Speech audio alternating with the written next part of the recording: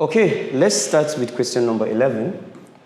Question 11 says, when water drops are added to calcium carbide in a container and the gas produced is passed through a jet and lighted, the resultant flame is called, and the options provided include A. Oxyethene, B. Oxyhydrocarbon flame, C. Oxyacetylene flame, and then D.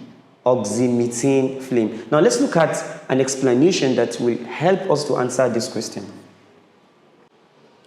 The reaction of calcium carbide with water produces a basic solution called calcium hydroxide and a gas called ethane gas. Now this gas, which is the ethane gas or acetylene gas, if it is passed through a jet and lighted, we are going to observe a flame. The resultant flame is called oxyacetylene flame. So of course, our correct answer must be option C, oxyacetylene flame. Now let's look at the next question, please. The next question says, which of the following substances is a mixture? A. Granulated sugar, B. Seawater, C. Sodium chloride, and then D. Iron filling. Now, of course, to answer this question, we will need to know what a mixture is. The question is, what is a mixture? A mixture contains two or more constituents which can be easily separated by physical methods. So whenever we have two or more constituents, as far as or as long as they can be separated by physical methods, we call that constituent a mixture. Okay? So example of mixtures include air, soil, palm oil, seawater, blood, crude oil, etc. All these constituents can be separated by physical methods. So our correct answer must be B, seawater. Now let's look at the next question. The next question says, if the quantity of oxygen occupying 2.76 liters container at a pressure of 0.825 atm and 300 Kelvin reduced by 1/2, what is the pressure exerted by the remaining gas? The options provided include 1.650 atm, 0.825 atm, 0.413 atm, and then lastly 0.275 atm. Which of these options is correct? Let's look at the solution, please.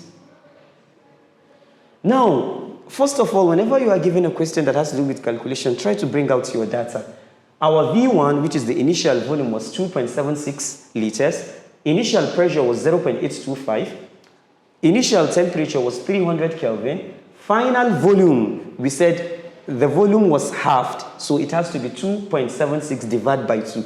And obviously, we will have 1.38 liters, isn't it? Now, P2, we don't know. That's what we are looking for. But remember, we have a formula that says P1 V1 equals to P2 V2. This is obviously the Boyle's law, isn't it? Now, making P2 the subject of the formula, all we need to do is divide both sides by V2. See, V2 will cancel V2, and obviously P2 will be P1 V1 all over V2, isn't it? Now, substituting the values correctly, P2 will give us 1.65 atm. So the right answer or the correct option is option A, which is 1.65 atm.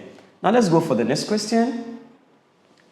The next question says, 4 elements P, Q, R, and S have atomic numbers 4, 10, 12, and 14 respectively, okay? Which of these elements is noble gas? Is a noble gas? So option A says P, option B says Q, option C says R, and then option D says S. Which of these option is correct? Now let's look at a solution that will help us to answer this question. Now, first of all, what are noble gases? Noble gases are elements having the maximum number of valence electrons their outer shell can hold. Please, you need to remember that the first shell can accommodate a maximum of only 2 electrons, isn't it? The second shell can accommodate a maximum of 8 electrons, isn't it? The third shell can also accommodate a maximum of 8 electrons, isn't it? Now, let's look at the electrons we were given for each of those lattices, isn't it? P, we were given 4 electrons. So if we are to write the electronic structure, the first shell will have 2 electrons. Obviously, 2 electrons will be left, meaning the outermost shell will have 2 electrons, but it can take more than 2, so it can't be P. Now, Q says 10 electrons, isn't it? The first shell can accommodate 2 electrons, but obviously 8 electrons are left, isn't it? And of course, the second shell can have a maximum not more than 8 electrons, isn't it? So our correct answer is Q. But let's quickly look at the remaining options. R says 12 electrons. So if we write the electronic structure, we have 2, 8, 2. Of course, the third shell can have more than 2 electrons. That is also not correct. And then S, 14 electrons. 2, 8, 4. Also 4 electrons is not the maximum number of electrons for the third shell. So the correct answer must be option B, which is Q. Now let's look at the next question. The next question says, the product of the thermal decomposition of ammonium trioxonitrate 5 are, what were the options we were provided with? A, nitrogen 1 oxide and water. B, ammonia and oxide. C, nitrogen and water. And then D, nitrogen 4 oxide and water. Which of these options is correct? Now, ammonium trioxonitrate 5, unlike all other metallic trioxonitrates 5, decomposes on heating to give nitrogen 1 oxide and water. You have to remember this, okay? And here we have the equation for the decomposition of ammonium nitrate.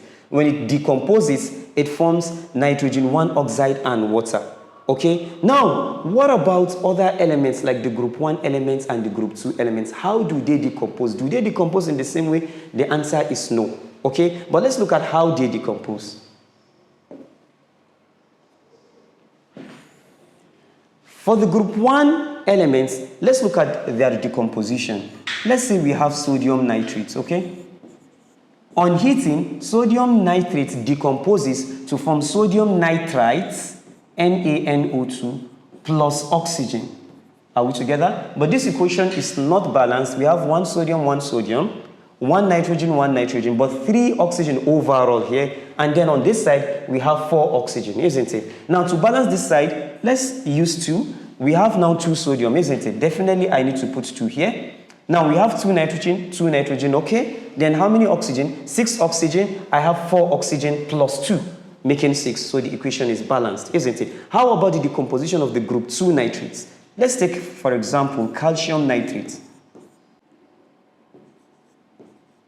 For calcium nitrate, it decomposes to give calcium oxide plus NO2 and then plus oxygen. Okay? Now, if we look at this correctly, we have 1 calcium atom, 2 nitrogen atoms, but 1 nitrogen atom. So we have to put 2 here, isn't it? So now is everything balanced? Not yet. So 2 nitrogen here, 2 nitrogen on this side. How many oxygen? 6 oxygen, but how many oxygen do we have? 1 plus 2 times 2, that's 4, then plus 2, isn't it? So 1 plus 4, 5 plus 2, 7, but 7 is more than 6. So if you like, you can put half oxygen here. Okay, that means to show that 1 atom of oxygen. But then if you don't want to use fraction, you multiply the whole equation by 2 so that you can arrive at 2 times 2 now, this becomes 4.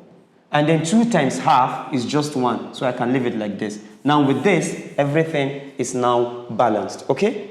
So let's go for the next question, please. The next question says,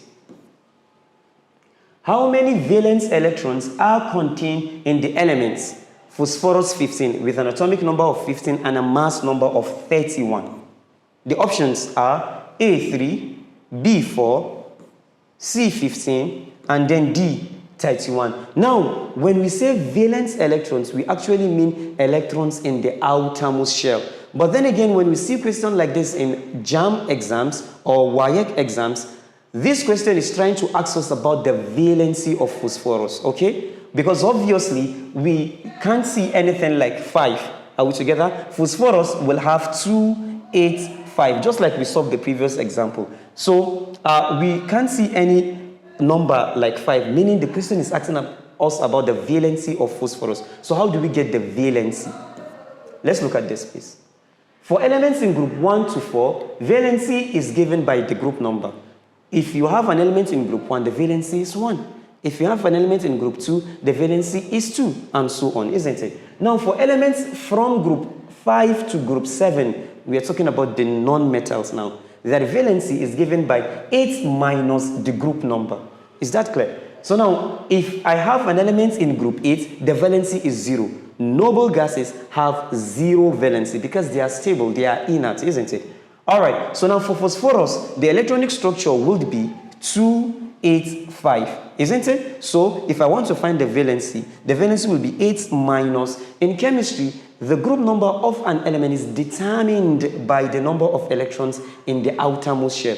There are 5 electrons in the outermost shell of phosphorus. Therefore, its valency will be 8 minus its group number, which is 5. So I have 3. So the correct answer for the valency of phosphorus would be A, which is 3.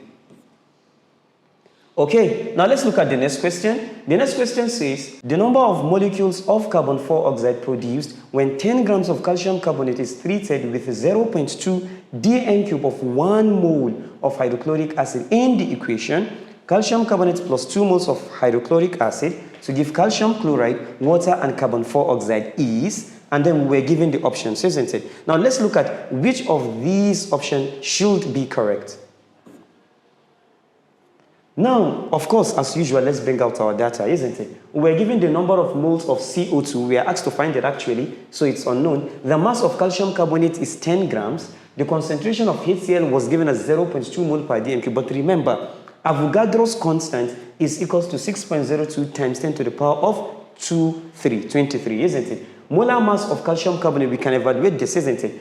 The molar mass of calcium is 40, carbon is 12, oxygen is 16, but then we have 3 atoms of oxygen, so that's 16 times 3. Overall, we have 100 grams per mole.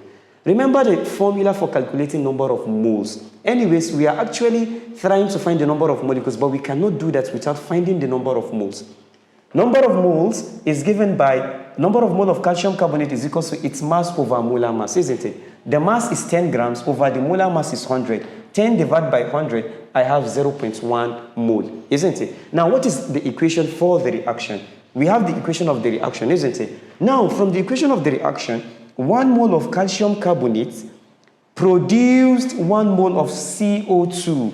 It is important that we find the number of mole of CO2 because we are trying to find its number of molecules, isn't it? So now, 0.1 mole of calcium carbonate will give how many mole of CO2? We don't know. So X. If we cross multiply, we have 1:1. Obviously, the value of X will also be equals to 0.1 mole, isn't it? Now, number of mole equals to number of molecules over Avogadro's constant. This formula is very important.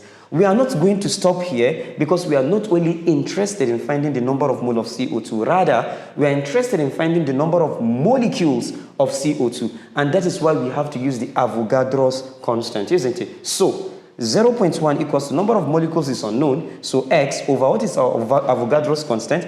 6.02 times 10 to the power of 23. So X is equals to 6.02 times 10 to the power of 22. So the correct option is option C. Now let's look at the next question, please. The next question says, the volume occupied by 1.58 grams of a gas at standard temperature and pressure is 500 centimeter cube. What is the relative molecular mass of the gas, given that the molar volume of the gas at STP is 22.4 dm cube? It is very important to remember that molar volume of a gas at STP is 22.4 dm cube. But at room temperature, that is RTP, molar volume of a gas is 24, not 22. It's 24 dm cube. So let's look at the options. B says 32, C says 44, and then D 71. Now let's go to the solution, please. Mass of the gas given was 1.58 grams. The volume of a gas is 500 centimeter cube. Whenever you are solving a question like this, you must convert the volume to dm cube. How do you do that? If volume is given in cm cube, to convert it to dm cube, all you need to do is divide by 1000. So 500 divided by 1000 we will have 0.5 dm³. Now we are asked to find the relative molecular mass of the gas. That is unknown, isn't it? All right? And we know that the volume of gas at STP is 22.4 dm³, isn't it? Okay, now there is this very simple formula. What's that formula? Number of mole equals to volume over molar volume. Before you find the relative molecular mass of the gas, you cannot do away with the mole. You must find the mole, isn't it? So now, volume is 0.5 because we must convert it to dm³. The 2 units must rhyme.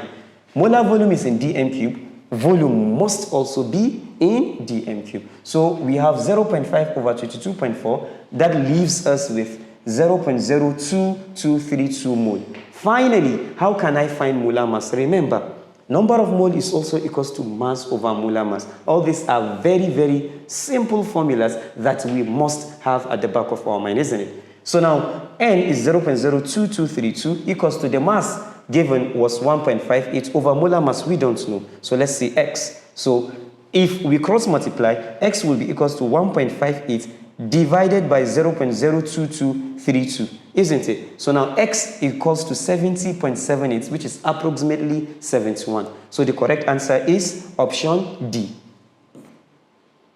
Now let's look at the next question.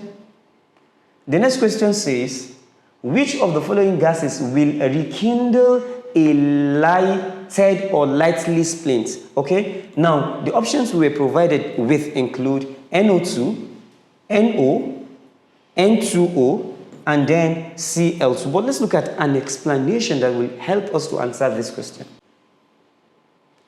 To rekindle a glowing splint simply means to encourage or fuel more combustion. Okay, now nitrous oxide, or if you like, you can also call it nitrogen 1 oxide, share a characteristics in this aspect with oxygen. Both can fuel a glowing splinter or a glowing splint. Please, you have to remember this, okay? Either nitrous oxide or nitrogen 1 oxide with oxygen, they can all what? Rekindle a glowing splint. But then, chlorine may partially support the glow, but the nitrous oxide is a better promoter. So the correct option or the preferred option is option C, nitrogen 1 oxide.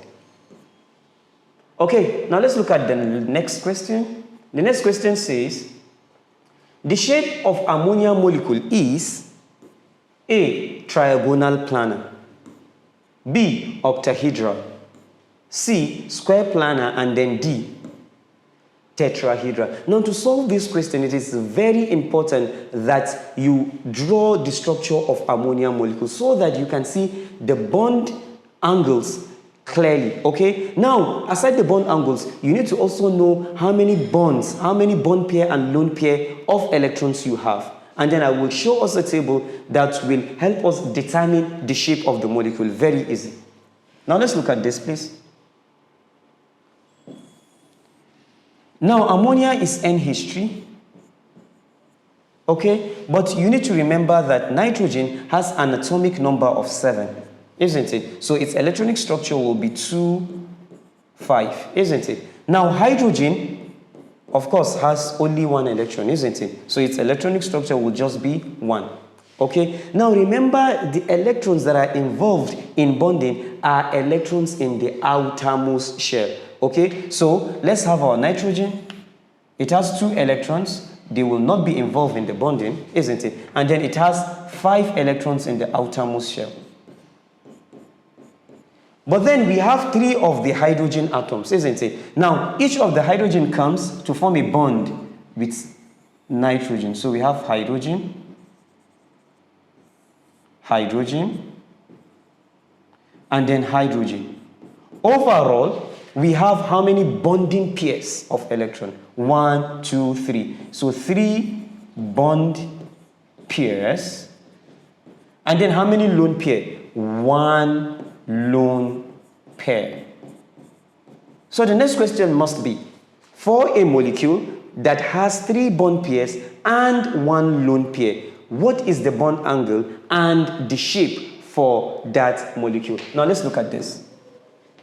Let's look at the table we have. If we have 2 bond pairs and no lone pair, the shape of the molecule would be linear, and then the bond angle will be 180 degrees, okay? Now, if we have two bond pairs, one lone pair, the shape of the molecule will be non-linear, and the bond angle will be 117.5, okay? But then again, if we have two bond pairs, two lone pairs, the shape of the molecule will also be non-linear, but the bond angle decreases to 104.5, okay? If we have three bond pairs and no lone pair, the shape of the molecule will be trigonal planar, but the bond angle will be 120 degrees, okay? But if we have three bond pairs, one lone pair, this corresponds to our question, isn't it? The shape of the molecule will be pyramidal, okay, or trigonal pyramidal, okay? And the bond angle will be 107 degrees. So now let's look at the options we were provided with, and let's select